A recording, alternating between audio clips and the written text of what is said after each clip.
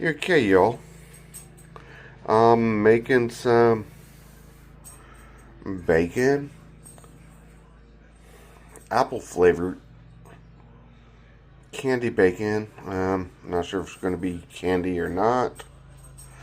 I haven't decided yet, but it is.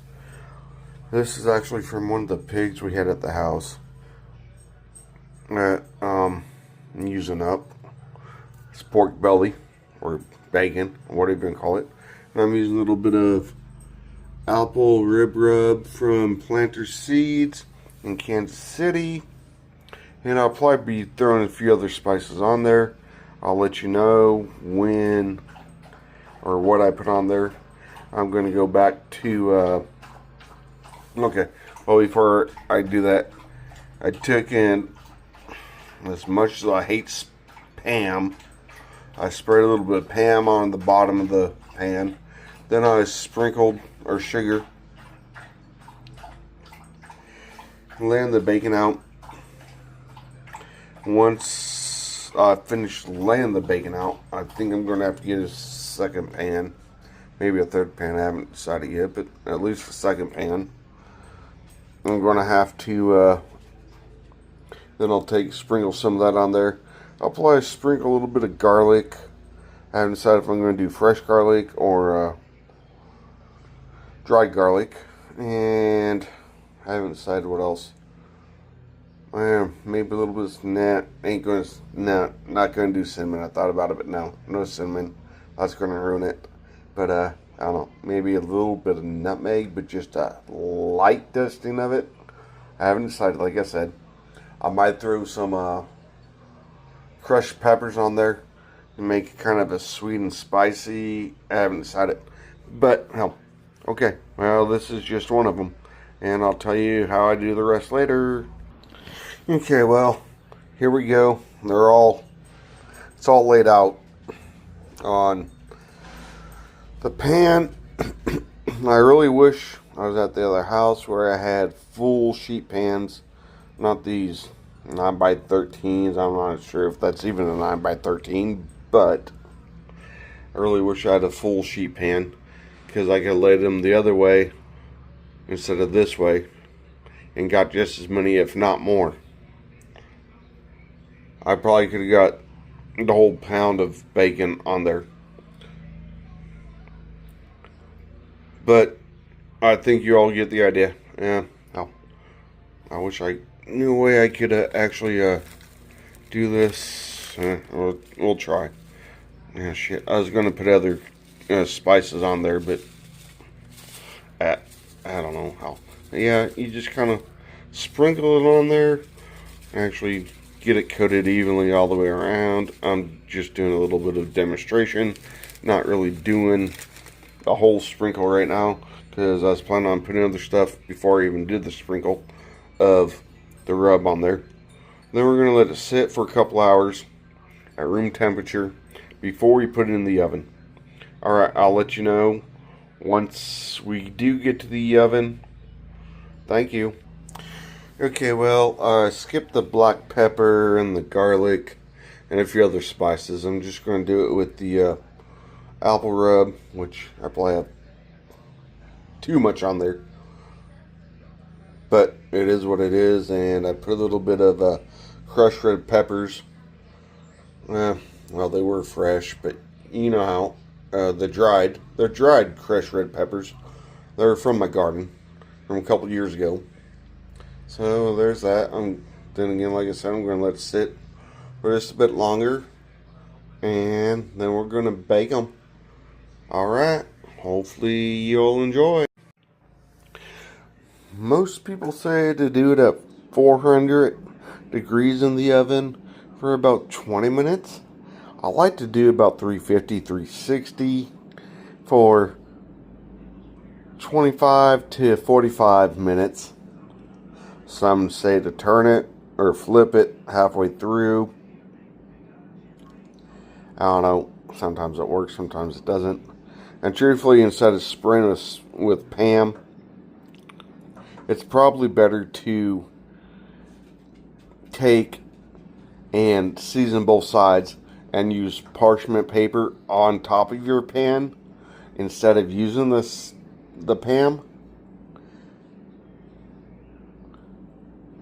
But I don't have no parchment paper, so I kind of had to adapt and overcome. This has been sitting out, probably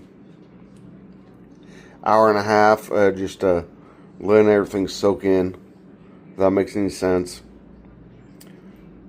I'm sorry, I'm terrible at this, but I'm trying. Hopefully you all enjoy. We'll see you again soon.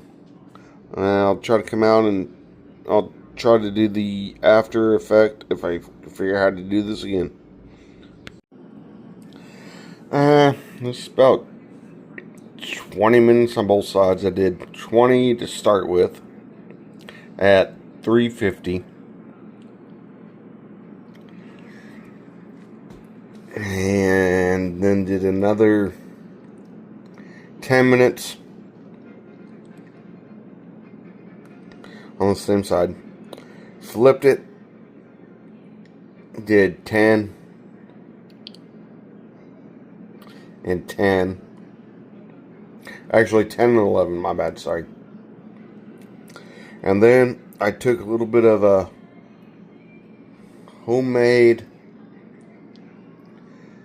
not homemade, but home drilled maple syrup and covered it, and I'm going to put it back in for another 5 to 7 minutes. Always start with the lowest amount. You can always bump it up. You can never take it back. So, like I said, 5 to 7 minutes. I'm going to do 4 on the timer. By the time I get there, get it out, check it. That's going to be 5 minutes. Now, if I need to put it in for another 2 minutes, I'll put it in for another 2 minutes. But I'll probably do a timer at 45 seconds. Just so I have time to get there. By that time, that'll be a minute. I look at it. And once again, same thing. It depends on how bad it needs, or how much it needs to be cooked, or cooked to your liking. I'm trying not to get this too crispy. It depends on what I'm doing, but I do like the crispiness. Or the crispiness, not this, or... You understand what I'm trying to say, I hope. Because if you get it too crispy, you can't recook it. But now if you're trying to make the candy, you don't want it crisp either. You kind of want it in between crispy and flimsy. I don't know if that makes any sense. But I ain't trying to go right now for the crispiness or the candiness. I'm trying to go in between. That way I can still recook this. Because I'm not going for the candy. Because with the candy, you just eat it just like you're pulling out a piece of candy from the bag. But now, okay, yes, I know a lot of people like it crispy. So do I. I love crispy bacon. But if you're going to recook it, or put it on your burgers or whatnot, most people reheat it, and when you reheat it, it's going to make it crispy. Alright, well, I'll have another video on that later on, and the science behind it. Okay, well, there's 5 minutes with it, with the syrup. And 5 might have been too long, so it almost looks like it's burnt. I don't know, zoom, and I'm all the way out, so. But now, even with that burnt right there, it does not taste bad. I've done it many a times. It looks burnt. It's not burnt though. That's hot. Hot. It looks burnt. It's not burnt. It's really not as burnt as it looks. See, not really all that crispy, as you just saw there. That's not even, if that was burnt, it would be breaking up into pieces. As you've seen, it didn't even break into pieces. It's just where it's at. See? It's still wee flimsy. So truthfully, it's not really cooked to crispiness. Now you let it sit out for 10 to 15 minutes. It will get a little bit crispier. It will. This is almost more of a candy, not quite candy because it needs to be a little bit more, what's the word? Thicker instead of flimsy like this. Yeah, you can have your candy bacon, and yeah, you can kind of see the candy coming on there, but now you want it a little bit more, not so much flimsy, blah blah blah. But now I'm gonna let this set again after I flip them all for at least another 5 minutes. 5 to 15 minutes. See right there, I got a little bit of extra seasoning there. We're going to go ahead and move that out of the way. And go ahead and put that one back over here. Take that and eat it if you wanted to. Or you can sit there and let it cook and get crispy and yum yums.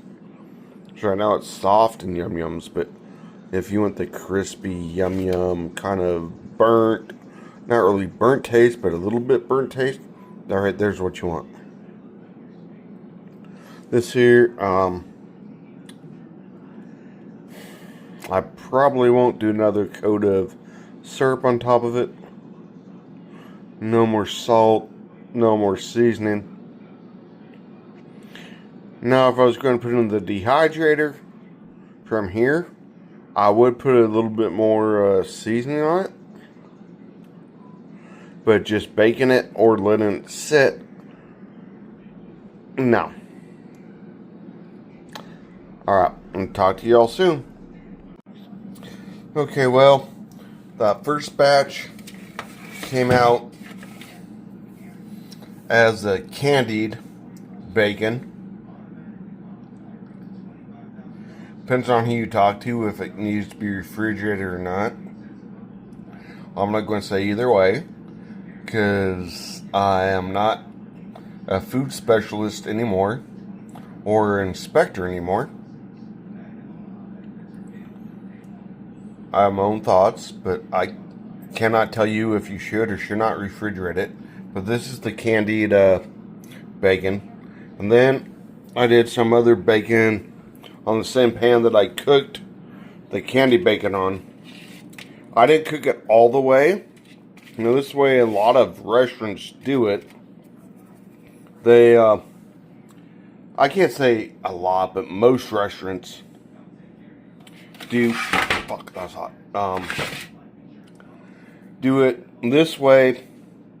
They do it on a pan in the oven and don't cook it all the way. That way they can, and then they refrigerate it, or depending on what's going on, they either cook it a little bit longer or they don't cook it quite enough.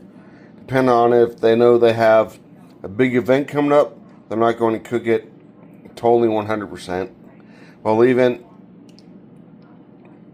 during the day, when they cook it up, they don't cook it up 100%. They cook it to a certain point. Even if they're doing it on a flat top or a griddle, they're going to cook it partially most of the time and then put it to the side. and then they can bring it back over and heat it back up. This is the way most restaurants do it. It saves time. It's already cooked. 99% cooked, 98%, whatever. And then you put it back on, you reheat it, and it makes it to the crispiness, or depending on what you're going for. It's still cooked either way. But if you're going for a little bit more of the less cooked, because everybody likes their bacon different ways. So, yeah, but okay. And if you're looking at the pan right there, that's why I usually use parchment paper instead of just doing the pan with the spray, whatever it's called on there, because this pan is going to be a lot harder to clean up right now, the way all that's all burned on there. But if you use parchment paper, you might get 1-2 spots instead of a whole pan full of the burnt, and have to let it soak to get all that off. Alright, hopefully this helps.